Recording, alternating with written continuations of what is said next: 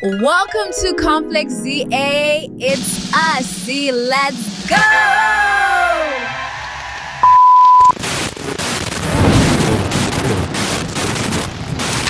Jay-Z doesn't really do interviews, so when he suddenly sat down with GQ, especially after a year of some serious public heat, you better believe everyone paid attention.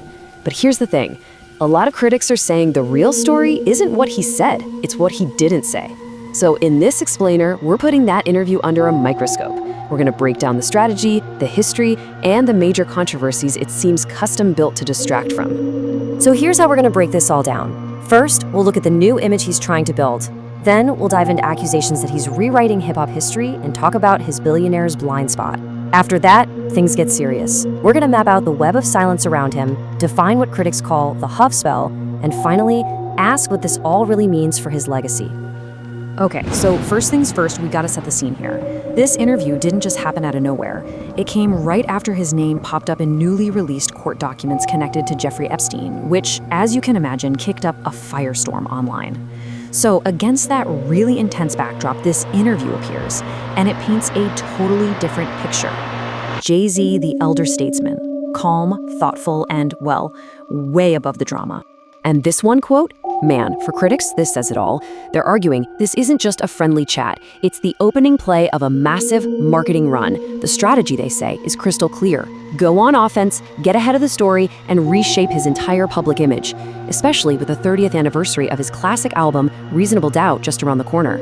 So, what does this offense actually look like?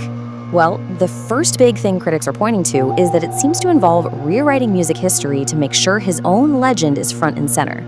There's actually a name for this, and you're going to hear it a lot: revisionist history. The basic idea is that we might be watching a powerful figure try to change the official story in real time, especially for a younger generation that wasn't there to see how it all really went down. So, in Jay-Z's telling of the story, he paints this picture of himself back in 1996 as a total newcomer, an underdog who was just scratching and clawing to get a little bit of attention. It's a great story, right? The classic hero's journey starting from scratch. But yeah, not so fast.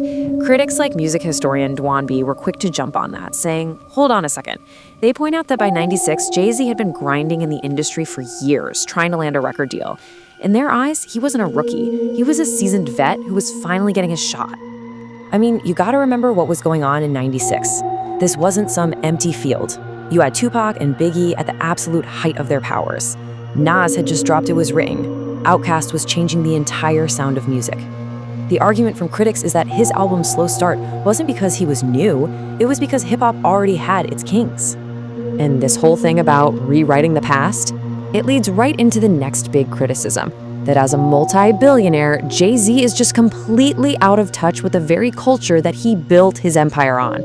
Take rap battles, for instance. This is a perfect example. When Jay-Z casually questioned if battling was even necessary anymore, it was like a record scratch for people who live and breathe the culture. For them, battling is the core of hip-hop. It's competition, it's lyricism, it's everything.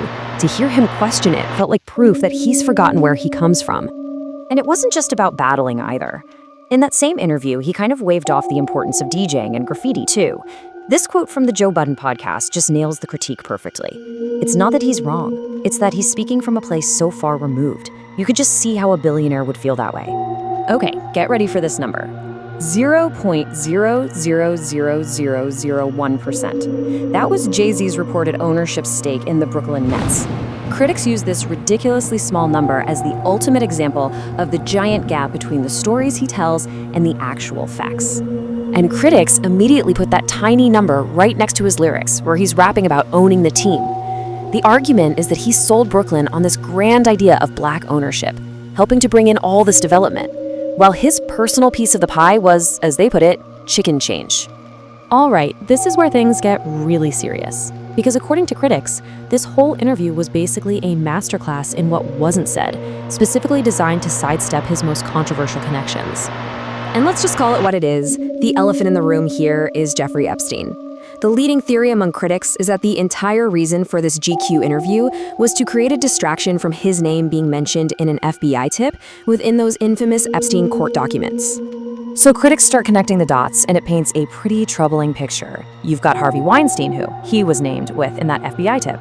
You have his NFL partner, Robert Kraft, who reportedly got legal advice from Epstein. Then there's his old business partner, Tommy Mottola, described as one of Epstein's closest friends, not to mention public ties to figures like the Clintons, also named in the files, and not a single one of them was mentioned in the GQ interview. So when you put it all together, the strategic silence on one hand and these big public moves on the other, critics say you start to see a pattern. They've even got a name for it, the Huffspelt. And this quote, this one comes from someone who knew him from the very beginning, his childhood friend, Dayhaven. He basically describes this incredible talent Jay-Z has for convincing people of a certain reality with his words, getting them to buy in, only for the outcome to be something totally different. You want a case study? Look no further than the NFL deal after the Colin Kaepernick protests. Critics lay it out like this. He seemed to support the artist boycott, positioned himself as a leader, and then went through the back door to cut a massive, profitable deal for his own company to run the Super Bowl halftime show. That move, right there, that's what they call the rug pull. And critics will tell you this isn't a one-off thing. It's a pattern. They'll bring up Tidal, which was sold as this revolutionary artist-owned platform before he sold it. They'll talk about his famous boycott of the Grammys right before he became the most awarded rapper in Grammy history. And they point to situations with younger artists who feel like they were used as props and then cast aside. So after digging through all of this, what are we left with? Well, basically two very different pictures of Jay-Z, and both are fighting to be the one that goes down in history. On one hand, you have the legacy he presents to the world, this self-made billionaire who overcame everything to become a respected elder statesman. And then on the other hand, you have the story his critics are telling, the story of a master marketer who bends history, outplays his allies, and avoids accountability at all costs. And that is why this GQ interview just didn't sit right with so many people.